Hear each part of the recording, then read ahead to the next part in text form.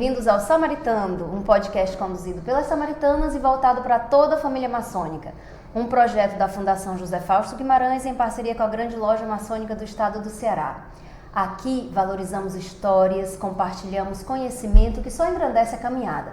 E a história de hoje é uma história belíssima, uma história de superação, de vida e de esperança. Não é isso, Evelise? É isso mesmo que você falou, Alexandra. E o nosso convidado é o Rafael Ramos, que é dentista e também maçom. Rafael, seja muito bem-vindo. É um prazer recebê-lo aqui no podcast.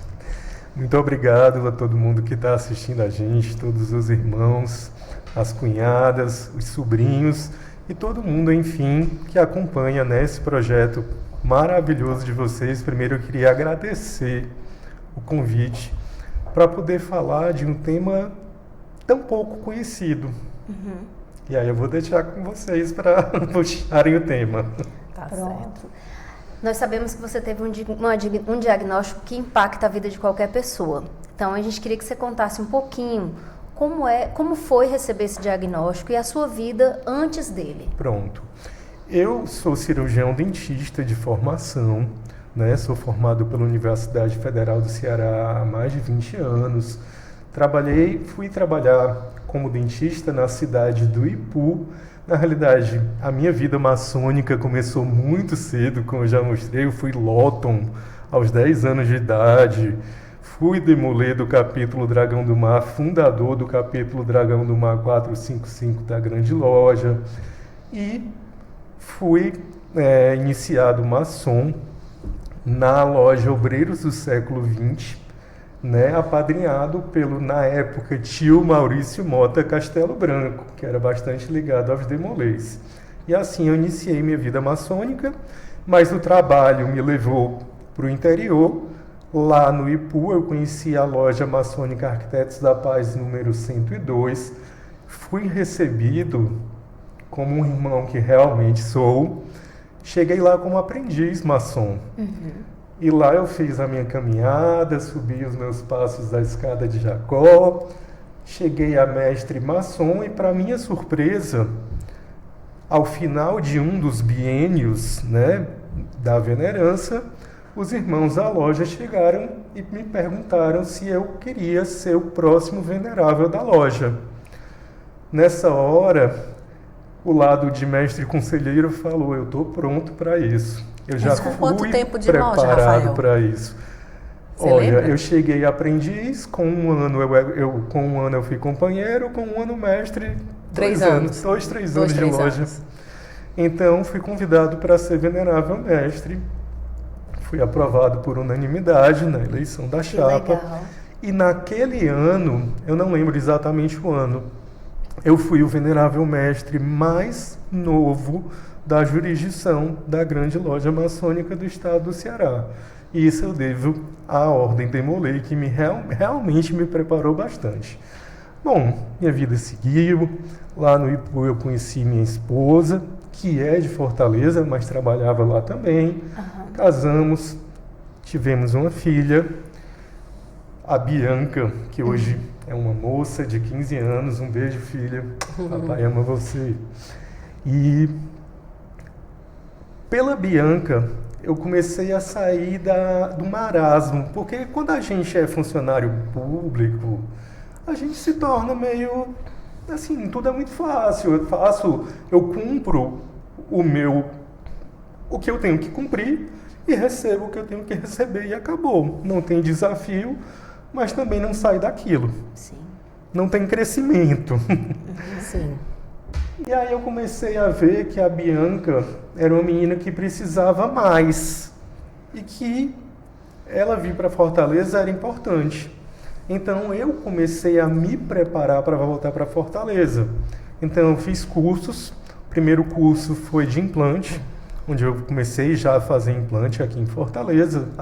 Aproveitei o meu lado de cirurgião bucomaxilo com uma experiência até em nível hospitalar. Aí, tudo bem, Em 2016, apareceu um curso em São Paulo e eu fiquei pensando, meu Deus, como eu vou conseguir fazer esse curso? Mas esse curso é o futuro da odontologia. Na época não existia nem a denominação da especialidade. Na época, a especialidade foi chamada de estética orofacial. E eu disse, quer saber? Eu vou atrás desse negócio. Eu faço um negócio tão difícil. Eu praticamente conserto a cara do povo. Da pessoa, né? Eu tiro o dente lá do céu da boca, quase de dentro do nariz da pessoa. Eu acho que trabalhar com estética eu vou conseguir. Sim. Fui para São Paulo, mas fui cheio de preconceitos, eu não vou mentir. Como cirurgião, eu fui cheio de preconceitos. Sim. Para minha surpresa, descobri que tinha bastante ciência por trás daquilo. E que não era só dancinha de TikTok, não, tá? Que legal. E eu me apaixonei pela ciência por trás. Assim, eu mergulhei a fundo, recebi o título, a especialidade, finalmente, o Conselho Federal de Odontologia firmou o nome da especialidade e criou a especialidade de harmonização orofacial, Sim. que é uma especialidade odontológica. Eu já tinha o título. Então eu sou o primeiro cirurgião cearense a ter o título de especialista em harmonização orofacial. E como eu já tinha a facilidade, a minha professora, a coordenadora da especialidade lá em São Paulo, me pediu para dar uma aula no Rio de Janeiro em nome dela, como parte de uma equipe dela. Então, eu pensei, se a minha professora, tá que dando é certo. alguém de Responsabilidade, nível altíssimo, uma médica que tem um conhecimento, formação fora do Brasil e tudo, se ela confiou em mim para ministrar um curso de botox e preenchimento, e lá no Rio foi um sucesso. O meu primeiro curso, gente, foi no Rio de Janeiro. Que legal. A primeira aula que eu ministrei sobre o assunto. Então, vim para Fortaleza e disse, bom, se eu pude dar uma aula fazendo parte do grupo da professora, eu posso eu mesmo dar aula. E recebi um dinheiro por esse curso e eu gostei de ensinar. Então eu abri uma empresa e comecei a dar cursos. E a minha vida, no auge da minha carreira, eu estava com uma empresa formada de cursos, eu dava aula em instituições aqui no Ceará, de grande nome, como a ABO. A ABO é a Associação Brasileira de Odontologia e Secção Ceará, eu dei aula. Sim. Né? E pela empresa que eu tinha, eu comecei a formar alunos aqui. Fui convidado para coordenar uma turma em São Luís, no Maranhão. Comecei a dar curso em Natal. E cheguei até a Amazônia, em Manaus. Então a vida estava super movimentada. Eu era aquela pessoa que pelo menos uma vez por mês eu viajava para fora do Ceará. Sim. Às vezes mais. E aí veio o diagnóstico?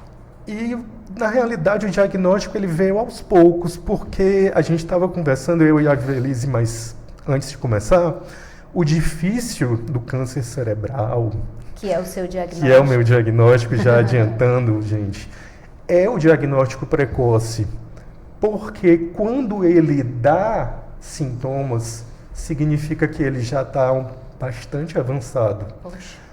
Em 2022, porque imagina o seguinte, eu amava dar aula, eu amava viajar, conhecer gente de outros estados, eu tinha amigos de vários estados, então era muito legal chegar lá em São Luís e ser recebido por um cara que era um juiz. Eu lembro dessa época, eu sempre acompanhei o Rafael, a gente é amigo de muito tempo, e eu sempre acompanhava, né? Ele colocava nas redes sociais, tinha uma vida bastante intensa, né? Tinha.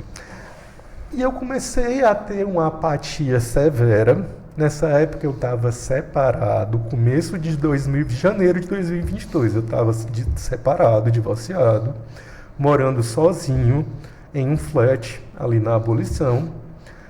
E aí comecei com sintomas de apatia, a não querer desmarcar comecei até a desmarcar compromissos, E não aí você queria sair da confundiu se era cama. com o momento que você estava vivendo Então, ou a alguma doença? minha primeira, o que eu fiz? Vou no psiquiatra, eu tô com sintoma de depressão. Sim. Fui ao Até psiquiatra. pelo momento que você estava vivendo, né? Aham. Fui ao psiquiatra. O psiquiatra errou ao dizer que eu estava com depressão? De jeito nenhum. O primeiro sintoma de toda doença neurológica é comportamental. A depender de que região do cérebro está sendo afetada, vai ter uma mudança diferente no comportamento. Mas isso é muito difícil. Isso é muito importante até para que as pessoas se percebam. Então, essa mensagem que você já está trazendo, se observem, certeza. né?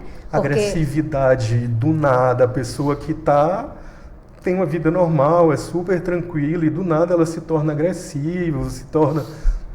E como o meu primeiro sintoma foi depressão. Aham. O médico estava errado? Não, ele diagnosticou depressão e passou a paroxetina, né, um antidepressivo. Sim. Aí você me pergunta assim, e aí, Rafael, melhorou? Não, melhorou, Nada. nem com remédio. Piorou. Eu comecei a piorar. Aí minha família começou a botar a culpa no remédio. Uhum. E o pior de tudo, eu morava num flat no 7º andar, a porta que separava, né, para a varanda não tinha chave, era aquela porta de correr, e o parapeito não era um parapeito, era um cintura, era bem baixinho. Meu Deus. Eu comecei a ter, não, mas o pior, Pensamentos. não, nem foi, graças a Deus não. Graças a Deus, né? Não, nunca. Assim, como a minha psicóloga diz até hoje, a sua vontade de viver é algo que que espalha, Sim. que Transcende, né? transcende, porque assim, Rafael, outras pessoas, o meu médico radioterapeuta disse, eu conheço pessoas que têm doenças muito mais simples e pensam em fazer besteira. O Rafael todo dia chega aqui no CRIO com um sorriso daqui para cá, abraçando todo mundo. Mas outro sintoma de doença neurológica grave é sonambulismo severo. Tudo bem, se a pessoa já tem sonambulismo, uma coisa. Mas Vai eu comecei surgir a do ter um nada. sonambulismo severo do nada. Aí o perigo. Uma bela noite, eu me acordei No tal parapeito. escorado no parapeito. Sozinho, mas eu né? estava Morava só? sozinho e dormindo, sonâmbulo. Minha Nossa Senhora. Mas aí... E tudo isso decorrente do CA. Porque eu estava com crise de sonambulismo. Sim. Gravíssima. E o pior é que quando eu me acordei, que eu olhei para baixo, vi o vão de 7 andares, eu fiquei tonto. Com Eu certeza. quase caio do 7º andar. Aí já imagina a história. Dentista se joga no Sim. 7º andar de flat na beira-mar, não sei o que, encontram remédios antidepressivos. A história não tá tem errada. quem vá dizer que eu... Não Que pulou. não foi, né? Mas esse foi o meu primeiro, assim, eu fiquei com muito medo. Eu fazia uma barricada para dormir. Depois eu botava você o ficou com sofá. medo de morar sozinho por conta dessas questões? Essa foi a primeira, né? Então, aí eu comecei a botar uma barricada. Eu pegava o sofá da sala e botava na frente dessa porta. E pegava a chave, tirava da porta, porque eu tinha medo. De sair, né?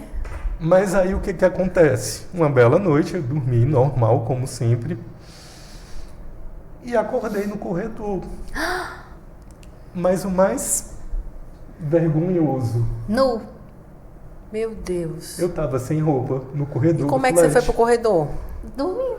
Dormindo. Mesmo você tirou a chave, A saiu por chave algum estava lugar. escondida, mas como no meu Sim, inconsciente você Sabia eu pegou a sabia, chave, né? Pra você ver, né? eu peguei a chave, abri a porta e fui pro corredor. Agora, graças a Deus, eu não desci. Nu. E graças E a Deus. despertou, né? E aí despertei e fui correndo, porque eu já estava perto do elevador. E fui correndo pro meu quarto, que graças a Deus a porta não tinha aberto, não tinha fechado, porque ela só abria por dentro. Sim. Importante, né? Saber essas informações, porque, né? Para as pessoas terem conhecimento. Então, sonambulismo grave. Tudo bem, em sintomas. criança, sonambulismo em criança, em jovem é normal. Adulto, quando enche a cara, Até é também. normal, né? Falar em línguas. Meu pai tinha uma época, 200 anos atrás, quando meu pai vivia, ele começava a falar, que a gente dizia, baixou o alemão nele. Baixou o alemão, que ele está falando desde sabe Deus o quê. Mas eu fiquei com muito medo. Minha filha dormia comigo toda quarta-feira. Nessa época a bichinha tinha uns 10, 11 anos, coitada. Ela dizia, papai, o senhor passa a noite andando. Ela disse, o pior, teve uma noite que o senhor sentou na cama, aí fez assim. Aí ela disse, papai, o que, é que você vai fazer? Eu disse, vou passar. Aí ela disse que eu disse para ela, peraí que eu vou, não me atrapalha não, que eu vou passear de moto. Aí fez, vrum! E saí correndo pela casa, dormindo. Mas para você ver como a gente é totalmente assim, um boneco mesmo do nosso cérebro. O nosso sistema nervoso central manda realmente em tudo, viu, gente? Esses foram os primeiros sintomas? Esses foram os primeiros e principais sintomas, mas aí veio o terceiro sintoma, que foi o que me salvou. Essa foi a mão do grande arquiteto de novo. Foi a primeira vez que a mão do grande arquiteto agiu forte. Porque esse câncer, que eu ainda não cheguei nele, mas vou chegar rapidinho, ele é o câncer cerebral que tem a progressão mais rápida de todas. Em 3 meses, isso não sou eu, nem só a epidemiologia e os médicos todos têm esse consenso. Em 3 meses sem tratamento, esse câncer que eu tenho leva à morte. Então, janeiro, fevereiro, no meu aniversário, eu estava muito pior e comecei a ter crises de... Meu aniversário é dia 16, no meio de fevereiro, tá? Sim. Então, no meio de fevereiro, eu já estava muito pior, cancelando evento. Os sintomas começaram no início do ano, digamos assim, Em janeiro. né? E foram avançando fevereiro rapidamente. Estava bem pior. E em fevereiro eu comecei a sentir crise de, como é que chama? Perseguição e pânico. Porque eu sabia que o flat, por ser um flat, a portaria tem a chave para que seja limpo, não sei o quê. Aí eu ficava imaginando alguém entrando de madrugada. Eu comecei a botar a cadeira na porta, moeda no trinco. Com medo. Isso fazendo tratamento psiquiátrico ainda assim. Sem ainda descobrir, né? E como é que foi receber de fato o diagnóstico? Na realidade, pronto. A partir desse momento do pânico, eu comecei a não conseguir dormir. Eu ficava assim, eu passava a noite bolando. Eu abria a porta 50 vezes na noite para ver se tinha alguém no corredor. E aí, uma das noites, nessa época eu ainda dirigia, eu tinha carro. Uma dessas noites, sem conseguir dormir, eu liguei para minha mãe. Nessa hora só sobrou para a mãe, né? Já era, acho que quase 1h da manhã. Na mesma hora ela disse, meu filho, o que foi? Tá tudo bem? Eu disse, tá mãe, tá tudo bem, mas eu posso ir dormir aí? Aí ela disse, tá, mas por quê? Eu disse, não, por nada, eu só não estou me sentindo bem para dormir aqui. Aí ela disse, pois venha, meu filho, venha. Eu peguei, eu tinha minha mala com minhas coisas e tinha uma mochila. Eu botei o que eu podia da mochila e fui para casa dos meus pais, que foi o que me salvou. Porque chegando lá, eu comecei a definhar, não comia, não me levantava, não tomava banho. Meu pai começou a me dar banho. Não se alimentava estando com câncer? Porque eu não tinha o diagnóstico sim. ainda era o sintoma. Não, os sintomas. Então isso poderia ter agravado demais. Muito. Porque o meu corpo... O cérebro comanda tudo, Tava né? sem nutrir, E né? aí eu comecei a perder o equilíbrio. Nessa época já era para eu ter sido levado ao médico. Mas eu não culpo meus pais. Meus pais são daquela época que acha que só é para ir para o médico quando está com a vela na mão, para o hospital. Para o médico não, mas para o hospital só é para isso. Todo mundo achava que isso não, era sintomas da depressão. Isso, eles achavam que era decorrente da depressão e você estava medicado. Inclusive o remédio, a paroxetina, o nome comercial chama Pondera, né? Aí a gente dizia que a culpa era da Pantera. Era o tapa da Pantera, é o tapa do Pondera. Beleza. Chegou um dia, passou, começaram a me dar sopa à noite.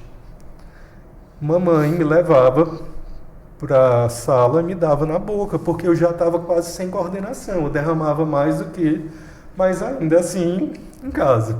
E só uma curiosidade, em nenhum momento, já nesse estágio, vocês voltaram ao psiquiatra para chegar e dizer, olha, está acontecendo, porque são sintomas que são um pouco E você mesmo não teve a necessidade de dizer assim, gente, eu acho que eu tenho que ir ao médico? Eu não tinha condições de pensar.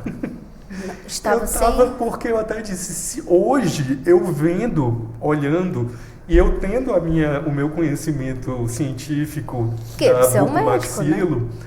Eu olho e digo, gente, tinha tudo, só que eu não podia me diagnosticar. Sim. Eu não tinha condições de me diagnosticar. Aí eu me lembro como se fosse hoje. Uma quinta-feira, me deram a sopa, me levaram para o quarto. Eu cheguei para o quarto, normal, pro meu quarto. Você não estava andando ou estava andando? Estava andando com dificuldade, eu tinha um tremor na perna esquerda. Certo. Hoje eu sei que esse tremor era uma convulsão. Uma convulsão focal, que não é uma convulsão epilética no corpo todo. É uma convulsão focalizada só naquele lugar. Mas, isso eu sei hoje. Me levaram para o quarto, tinha um enfeite no quarto, tinha um enfeite de berço da minha filha. Eu comecei a olhar para o enfeite do berço. Gente, eu tive uma alucinação. Hoje eu sei que eu tive uma alucinação. Mas quem está alucinando, quem está tendo alucinação visual, não sabe, Não sabe. Eu olhei para o enfeite de berço e eu via o rosto do Voldemort, do Harry Potter. E eu dizia, gente, como é que minha filha não tinha medo disso? Eu pensando, sabe? Olhando para o negócio, pensando. Aí do mais absoluto nada, porque assim... Geralmente, quando a gente vai vomitar, a gente tem a náusea antes, né? Sim, sim. Estava eu olhando para o Voldemort, quando de repente baixou aquela menina do Exorcista em mim. Foi mesmo. Colocou toda a sopa para fora. Mas não foi um vômito simples, foi um vômito em jato. Quando eu falo a menina do Exorcista... Sim, sim. Porque realmente foi daquele jeito. Foi um vômito em jato, que tipo, quase de uma parede para outra. E aí? Hoje eu sei o que era isso. Isso daí é porque o tumor, ele vai expandindo, ele vai crescendo.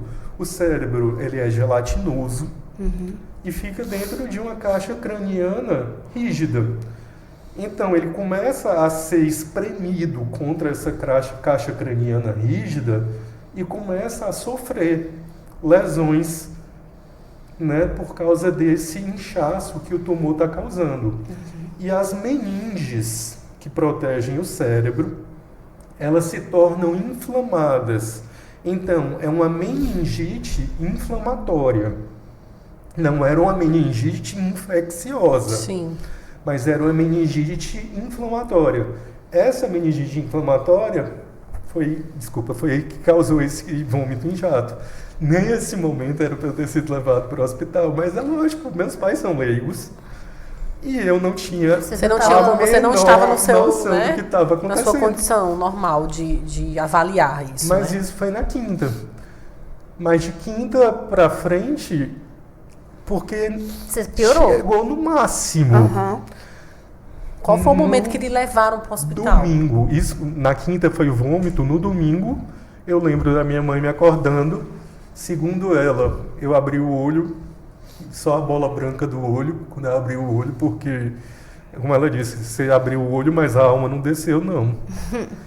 Aí foi quando ela conseguiu me... Porque eu estava com a consciência, o nível de consciência no Muito domingo baixo, já estava meu baixíssimo, Deus. quase inconsciente. Aham. E aí me vestiram e me levaram para o hospital. Aí foi quando eu cheguei no hospital do meu plano, com suspeitas de AVC, porque no domingo eu estava com hemiplegia, paralisia, do lado esquerdo inteiro.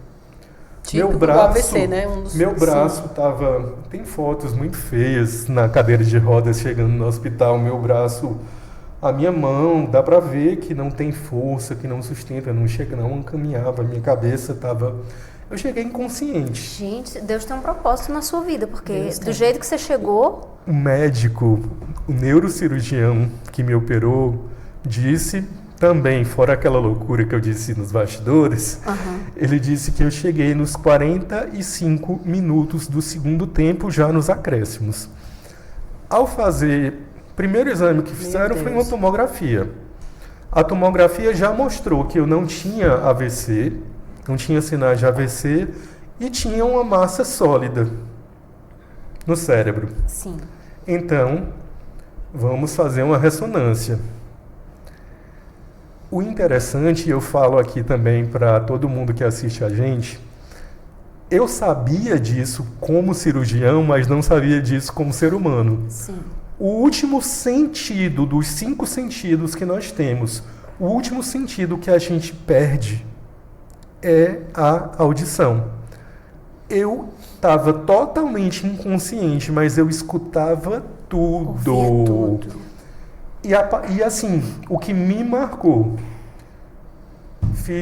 fazendo a ressonância, eu mais ou menos despertei dentro da máquina da ressonância com aquele barulho ensurdecedor, né? E aí foi quando disseram, não, fique bem parado, tá terminando, beleza. Quando me tiraram da ressonância, só me lembro de uma frase que eu ouvi. Chamaram meu irmão que estava comigo e disse, olha, seu irmão, eu tenho uma notícia boa e uma notícia ruim para dar. A notícia boa é que seu irmão não teve AVC. A notícia ruim é que seu irmão tem um tumor cerebral e a gente vai operar de 15 centímetros. E a gente vai operar ele quinta-feira. Isso era um domingo. Na minha cabeça, mesmo inconsciente, eu disse, é impossível abrir a cabeça, tirar 15 centímetros do cérebro e voltar normal. Voltar à vida normal. O mínimo que pode acontecer é eu morrer numa cirurgia dessa, porque uma cirurgia dessa, o risco de morte não é baixo, não. Então foi a primeira vez que eu tive contato com a morte. Que você estava consciente que da gravidade. ia passar por isso, eu estava totalmente consciente, apesar de estar inconsciente. Sim. Lá dentro eu estava... E escutei outra coisa que eu me assustei quando eu escutei. Ele disse, o tumor está tão grande porque a gente tem uma linha média que separa o cérebro, o lado direito do lado esquerdo. Essa linha média chama foice cerebral. Ele disse desse jeito, a linha média do seu irmão está desviada em mais de 2 centímetros. Quer dizer, o tumor... Empurrou. Isso era o... E aí ele já trouxe o grau do... Não, aí assim, ele disse, vamos estabilizar seu irmão primeiro, porque ele está com edema cerebral enorme. E aí é que a gente vai operar ele. Então eu fiquei interno, já fiquei lá. E veio a enfermeira. Domingo até quinta-feira. Chega a enfermeira com um soro, né? Aí meio grogue, mas sempre... É como eu disse, a ciência nunca me abandonou. Eu perguntei para a enfermeira, disse, olha, eu estou com muita dor de cabeça, isso é remédio para dor de cabeça? Ela disse, é. Aí eu disse, é dipirona? Aí ela deu uma risadinha, aí disse, não, é manitol. Aí saiu. Aí eu olhei, aí disse, nome feio. Eu trabalhei em estágio na minha formação no JF. Então, eu vi muito caso neurológico, neurocirúrgico. Até porque a bucomaxilo trabalhava quase que diretamente com a neurocirurgia, porque é difícil ter um trauma facial Que não envolva... né? Então, manitol é a medicação que passa para quem está com traumatismo craniano, para quem está com o cérebro inchado. Muito, muito inchado, não é pouco não. Entendi. Então eu olhei exatamente assim, eu tô lascado, para não dizer o nome feio que eu falei. Sim. Aí foi, besteira, deixa disso. Na hora que o manitol começou a fazer efeito, o cérebro desinchou, eu fiquei bom. Olha a loucura. Aí eu chamei a enfermeira e disse, enfermeira, me libera pelo menos para ficar em casa até quinta-feira. Eu juro que eu volto quinta-feira bem cedinho para me operar. A enfermeira olhou para minha cara como quem disse, Não. Não mesmo, assim, né? não há, essa possibilidade não existe. Beleza, foram os dias mais angustiantes da minha vida. O neurocirurgião passava lá, aí falou que o tumor estava do tamanho de uma bola de golfe. Ele falou até assim. Como eu já estava melhor por causa As medicações. das medicações, né? Inclusive tomando dexametasona na veia também, corticoide para desinchar. Sim. Aí eu disse assim, doutor, eu fui rico, trabalhei bastante para conseguir dinheiro, mas nunca joguei golfe não. Então me diga aí que tamanho é uma bola de golfe. Aí ele disse assim, já tá, é bom, tá fazendo brincadeira. Aí ele disse, cara, imagina que teu tumor é mais ou menos um limão Tahiti. Sim. Aí eu perguntei, quais são os riscos, né, das sequelas? Ele olhou e disse, eu não posso falar sobre isso. Até porque o cérebro é caixinha de surpresa, a gente vai tirar o que puder do tumor, como ele disse. O que você pode primeiro agradecer a Deus é que seu tumor é operável. Sim. Porque tem muitos que chegam com tumor cerebral inoperável. Segundo, além de ser operável, ele é relativamente superficial. Então, a gente acredita que não vai ser nada de muito grave. Beleza. Aí você tirou o tumor completo? Conseguiu tirar? Que foi a primeira, pronto. Aí fui na quarta-feira eu fui para a UTI, na quinta-feira amanheci no centro cirúrgico. Quando eu acordei, foi engraçado. Porque, primeiro, eu acordei numa cirurgia de mais de 10 horas. Que para mim foi um segundo. Eu lembro da anestesista dizendo, olha, você vai sentir um soninho, vou contar de 10 a 0 com você. Quando ela estava no 5, que eu achei que para ela que eu ia dizer assim, peraí que eu não dormi ainda não. O mundo parou.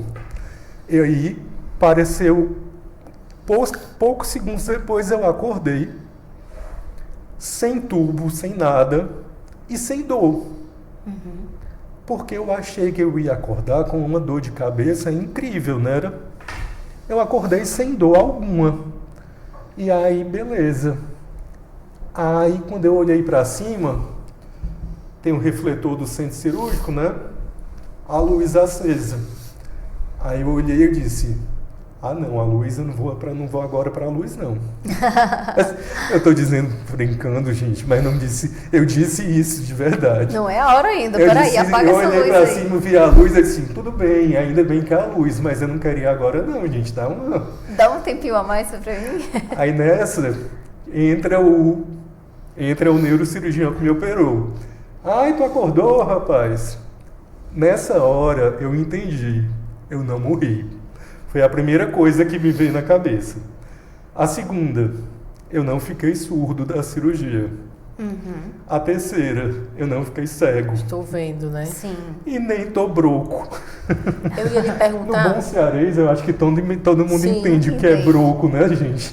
Eu ia lhe perguntar sobre os efeitos. Tipo assim, depois da cirurgia, você ficou com alguma sequela? Pronto. Então, assim, eu passei pouco tempo, achei que foi rápido, fui operado no dia 27, no dia 1º eu já estava de alta em casa e achei o seguinte, o pior passou. Já estava fazendo caminhadas no condomínio, devagar, cuidando e tudo. Demorou. Passaram, eu não sentia nada, eu achava que estava bom, mas eu tinha várias sequelas Que ainda não eram visíveis. chamadas neuropsicológicas, Sim. que também são difíceis do paciente se diagnosticar, mas aí passaram-se mais ou menos uns 20 e poucos dias, chega o meu irmão, que morava no mesmo condomínio da minha mãe, lá em casa, que eu estava morando, né, ainda, já com meus pais. Rafael, saiu tua biópsia. Quer que eu leia para ti? Aí eu disse para ele, Daniel, eu não quero que tu descreva ela todinha não, porque vai falar de um bocado de coisa que a gente não entende nada, né? Sim. Vamos fazer o seguinte, leia aí a conclusão. Aí ele leu. Conclusão. Astrocitoma de alto grau, entre parênteses, glioblastoma grau 4, OMS. Aí ele disse, não vai pesquisar na internet. Você foi, claro. É lógico. Lógico, né? Lógico. Porque saber eu não sabia. Na minha cabeça, a primeira coisa que veio, blastoma, esse sobrenome não é bom. Sim. Eu não conheço, mas esse sobrenome eu conheço e ele não é bom. E eu fui para o Google. O Google, ele foi o mais sincero possível. Ele nem exagerou, ele nem aumentou e nem tirou nada. A primeira coisa que o Google me disse foi o seguinte, tumor maligno cerebral. Então, eu me dei e me recebi o meu diagnóstico de câncer. Porque tumor maligno cerebral na minha cabeça. Câncer no cérebro. Esperei fundo. Aí, tumor de grau 4, incurável. Ai, Tratamento que choque. paliativo. Inclusive, eu mandei como é que chama? Um documento do médico, né? Que fala que todos os tratamentos que eu faço são paliativos, porque não são curativos, não existe cura. Sim. Aí foi quando o meu mundo desabou. Mas assim, abriu um alçapão mesmo debaixo dos meus pés, porque eu disse, pronto, eu estou com câncer no cérebro, que é o órgão mais importante do corpo, porque se fosse um câncer em qualquer outro lugar que dissesse que eu tivesse que arrancar um braço, eu arrancava.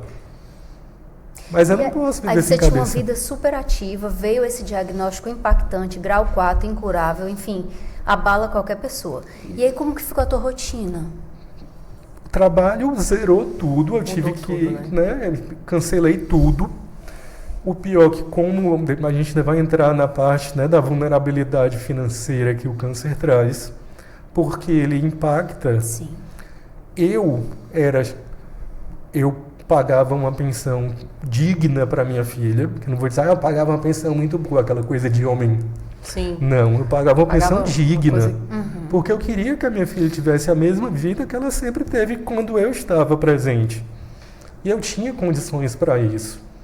Então, infelizmente, eu deixei de pagar a pensão. Meus compromissos financeiros foram por água abaixo.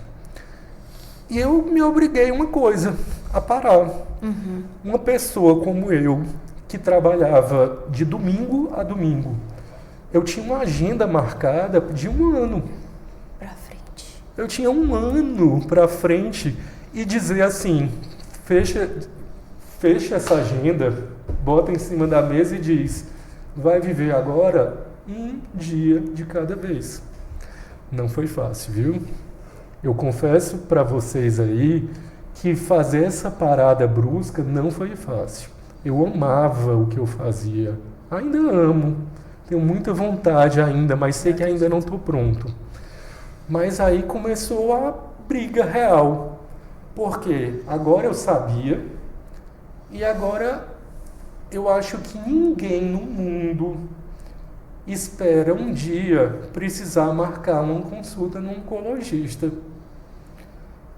Então, estava eu marcando uma consulta para mim no oncologista. E Às vezes eu até eu escrevo muito na minha página do Instagram, principalmente para essa parte psicológica, porque às vezes coisas que parecem fáceis, há 4 anos eu me trato, mas não vira rotina. Quando eu vou pegar a medicação da quimioterapia, que eu tomo em casa, mas eu pego na hospital, oncologia, né? Sim. Quando eu passo da soleira da porta que tem oncologia, Ainda vem o choque. ainda vem um choque de realidade de saber que sou eu que estou ali. Mas apesar de tudo, sabe o que é mais interessante?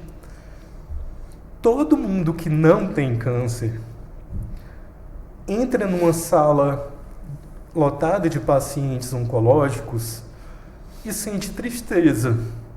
São muitos olhares, são muitas vidas. Mas é interessante que quem tem câncer e entra numa sala cheia de pacientes oncológicos é o único local onde a gente realmente se entende. Onde não basta ter, ou não precisa nem ter diálogo. É um diálogo silencioso, feito apenas de um olhar assustado para outro olhar assustado e que muitas vezes é incompreendido. É incompreendido porque, pelo fato de parecer estar bem, eu sou muito cobrado. Mas eu não estou bem. Né? Eu Tratamento permaneço perene, em tratamento. Eu permaneço em tratamento. Ele não tem cura. E aí vem a parte do que eu digo. O meu conhecimento do glioblastoma vai além dos livros. Eu estudei vários artigos. Como professor, eu não fui olhar ao Google. Inclusive, quando eu fui fazer radioterapia, cheguei para fazer a rádio, o médico que me atendeu lá no CRIO, doutor Pedro, muito obrigado, você me trouxe de volta à vida também. Doutor Pedro Pinheiro, ele disse o seguinte: Rafael, nós fizemos os exames aqui para mapear o seu cérebro, porque a gente sabe que a radioterapia cerebral ela é tão perigosa quanto a cirurgia. Se a radiação pegar numa região que não pode pegar, você pode ficar cego, surdo, paralítico e pode até morrer. E ele disse: eu tenho umas notícias assim, só que estava eu, a mãe, meu irmão, estávamos todos lá. Existem novos tumores da cirurgia para a radioterapia. Deve ter sido mais ou menos um período de 50 dias. Por que esse tempo? Porque como tem que ser feito um corte no osso, né, para se atingir o cérebro, e depois esse osso é colocado e parafusado no local, né? O médico apertou meus parafusos depois da cirurgia. Aquele osso ele tem que estar super cicatrizado antes da rádio, porque senão ocorre necrose óssea. Entendi. Ele disse: bom, chegou a época, tá? Seu osso está super cicatrizado, mas eu tenho uma notícia: você já tem novos tumores numa área inoperável. Ai, que Nesse notícia. momento aí o mundo cai de Desaba. novo. Isso foi recente, Rafael? Não. No tempo ainda Não, há uns 3 anos. Foi quando eu fiz a rádio. Cheguei para fazer a rádio. Então a morte chegou na minha frente de novo. Aí ele disse: Rafael, quando eu peguei teus exames, eu pensei da seguinte forma: se eu não tratar o Rafael, ele morre. Se eu tratar o Rafael de forma convencional, ele morre. Ele chegou, fez uma junta médica de radioterapeutas e fizeram um tratamento meia boca. Ele disse que fez um tratamento lavando as mãos. O que podia ser feito, diminuiu a carga de radiação. Em vez de pegar o tumor de frente, ele pegava só resvalando. E ele mesmo disse: eu não acreditava que fosse dar certo. Mas mesmo assim, como a radiação passava raspando o tronco cerebral, que é uma área do cérebro responsável pela respiração e pelos batimentos cardíacos, eu podia ter uma parada cardiorrespiratória no momento daquela radioterapia, da sessão. E foram 30 sessões de radioterapia. Eita. Eu estou aqui, vivíssimo, para contar a história. Não senti uma dor na unha. E ao final, fiz os exames finais, né, na radioterapia. O médico olhou e disse: Rafael, até hoje na minha carreira, eu tenho muitos anos de formado, ele é formado lá em São Paulo, pelo Sírio-Libanês.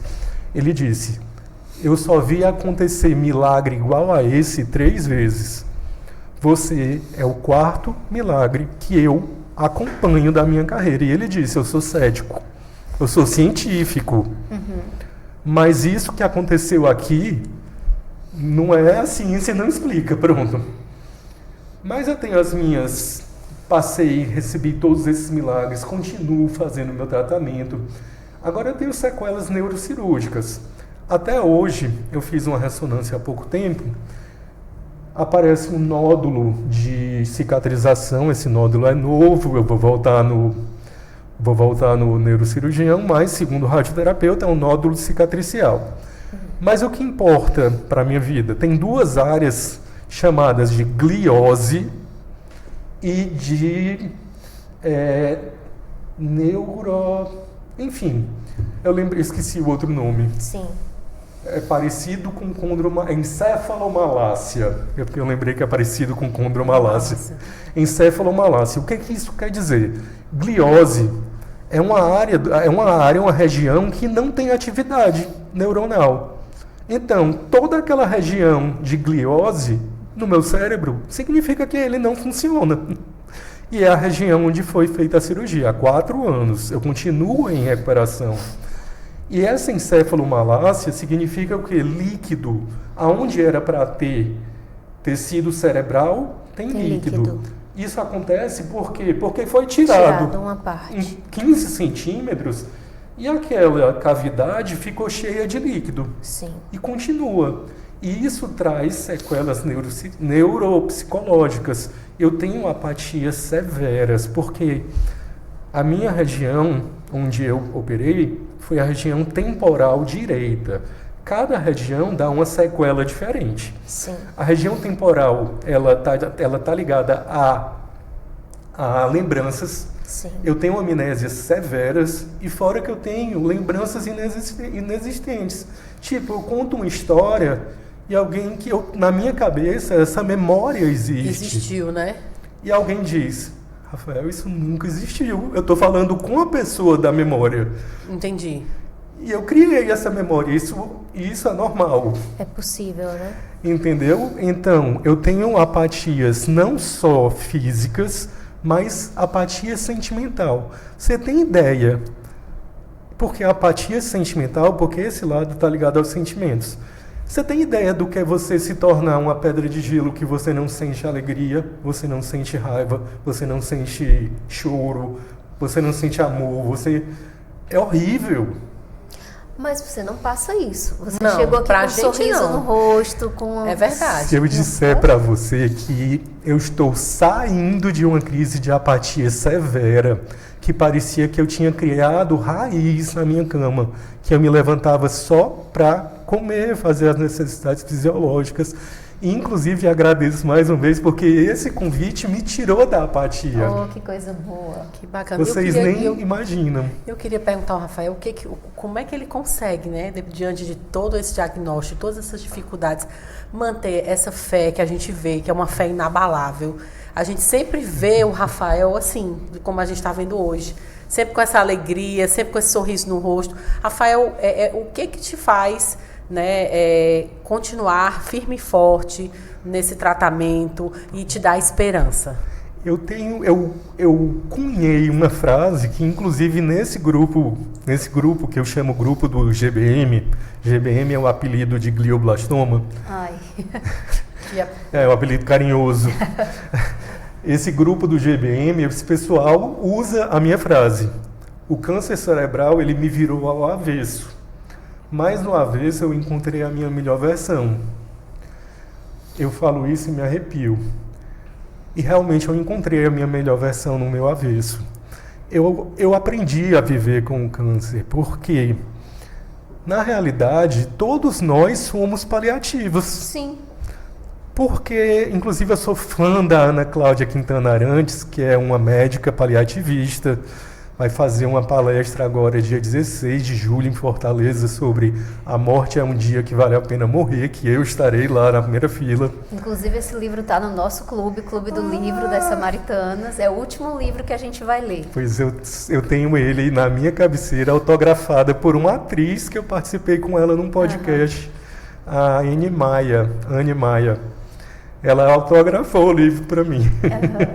Mas Traz eu quero muito levar, sobre isso, eu quero sobre usar. Os paliativos, né? Eu brinco assim, dizendo que às vezes eu dou a minha carteirada.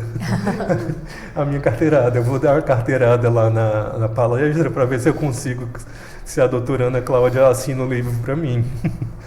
Mas primeiro a minha psicóloga, gente. Eu tenho uma psicóloga que pegou na minha mão no primeiro dia.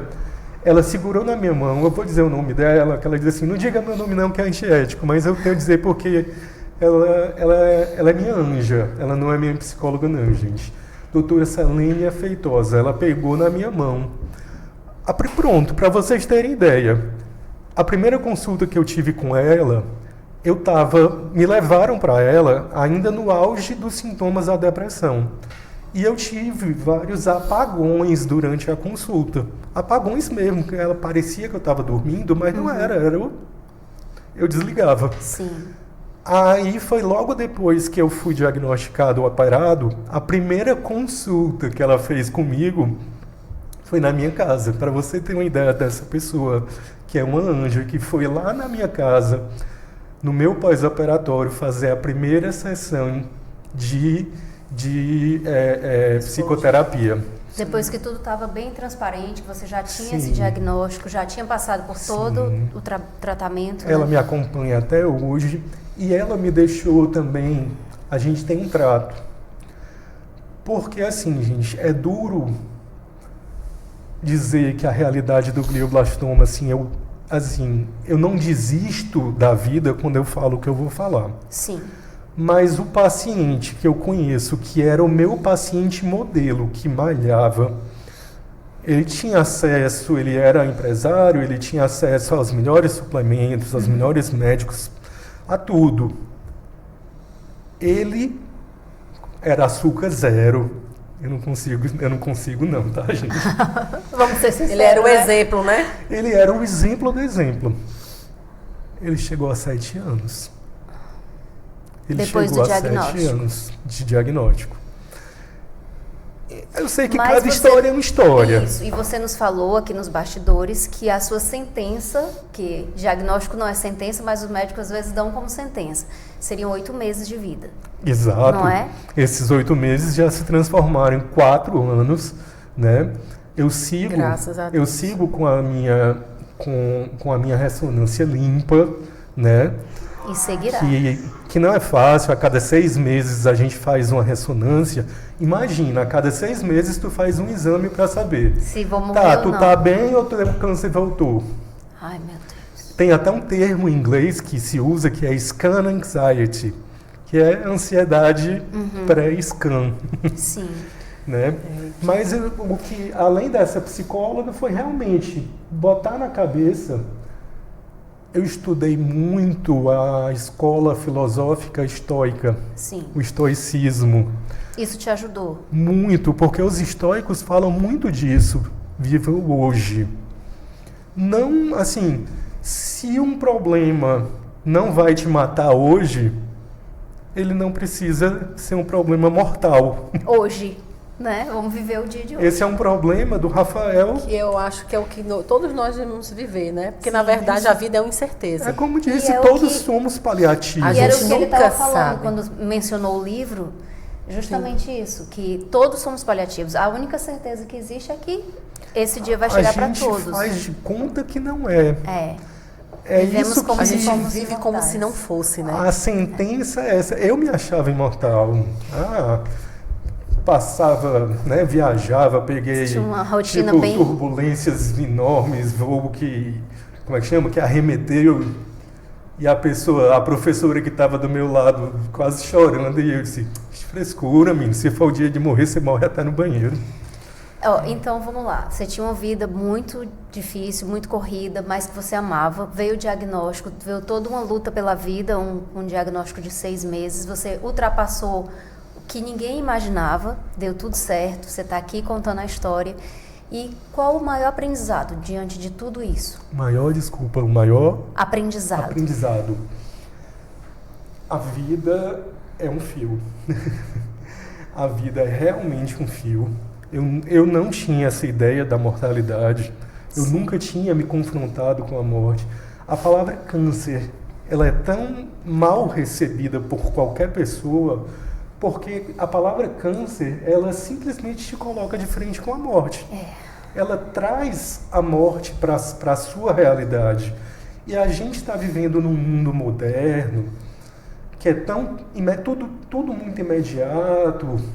Sim. A gente consegue resultados imediatos, inteligência artificial, e que a gente começou a querer se separar da natureza.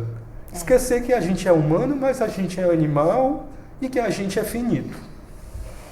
E que a gente é carbono e que o nosso carbono um dia volta para onde tem que voltar e o nosso espírito vai para onde deve ir, né? Essa é a minha crença. Então, junto com a minha filha, imagina também que aos 11, quando eu tive o diagnóstico, minha filha tinha 11 anos de idade. Eu não achei que eu ia ver os 15 anos da minha filha. A gente não tinha condições de fazer festa, baile, mas saímos todos para almoçar. Meus pais, meu irmão e ela. Comemoramos os 15 anos dela no Outback da melhor forma possível, com surpresa. E eu comemorei os 15 anos dela e disse agora, a minha nova meta é chegar nos 18 anos dela. 18 anos dela, quero ver ela entrar na faculdade ainda.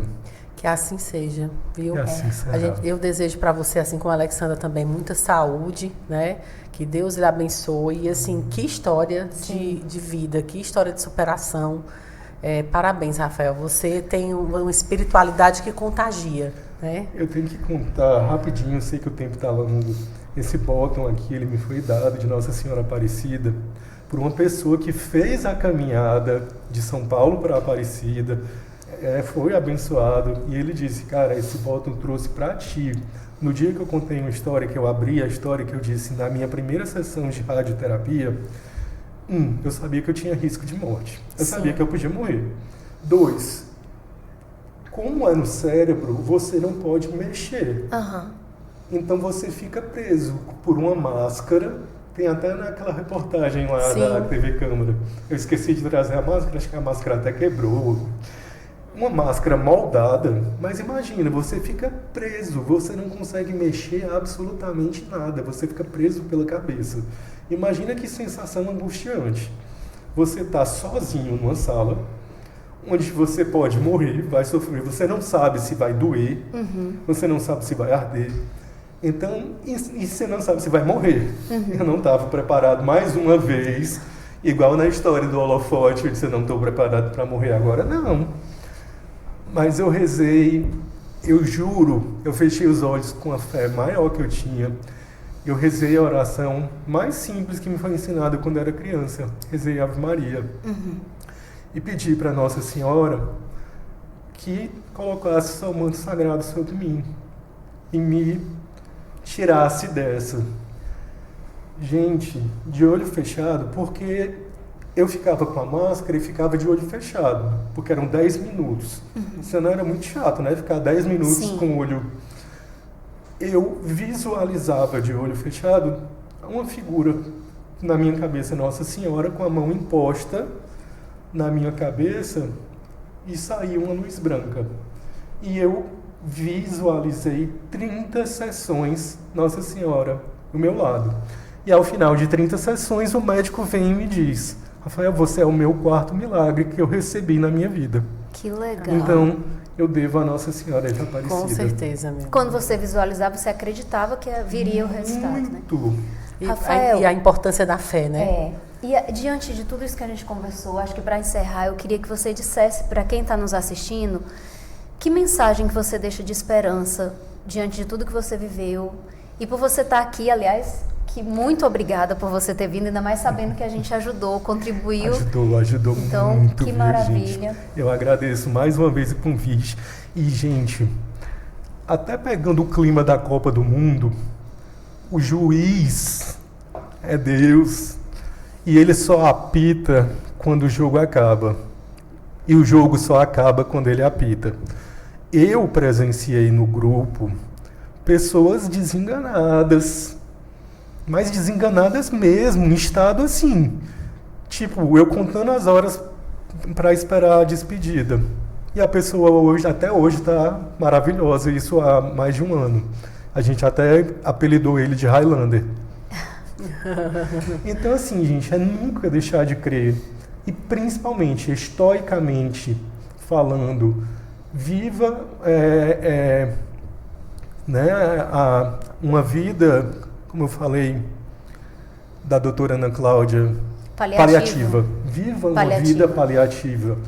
Por quê? Porque nós somos. Abrace, Sim. ame, perdoe e gaste. E gaste. Viva, né? Viva. Porque assim, quando eu digo gaste, é porque às vezes minha mãe disse assim, tu foi 3 vezes para Pipa, 5 vezes para São Luís, que chama os Lençóis Maranhenses. Eu dizia, mãe, toda vez que eu estava num lugar para dar curso, eu aproveitava para me divertir e viver. Muitas vezes levava, nessa época eu ainda estava casado, levava a Bianca, levava... Então, aproveitando. Viva, porque o que fica são os momentos. Com certeza. Muito obrigada, Rafael. Foi um Eu prazer recebê-lo aqui. Também Obrigado. agradeço demais pela presença, pela história. Emocionante, né? É verdade. E a gente agradece a você pela companhia, por ter ficado aqui com a gente até agora. E só para lembrar que você pode acompanhar todos os episódios do podcast Samaritando no www.youtube.com/glmstv e acompanhar as ações da Grande Loja através do Instagram, @glms1928 e também pelo nosso Facebook. Muito obrigada pela companhia e até a próxima, né, Alexandra? Sim, até a próxima. Obrigada por quem ficou até aqui. O Instagram do Rafael vai estar também aqui nos nossos comentários. É um prazer ter vocês e continue acompanhando até o próximo. Obrigada. Tchau, tchau.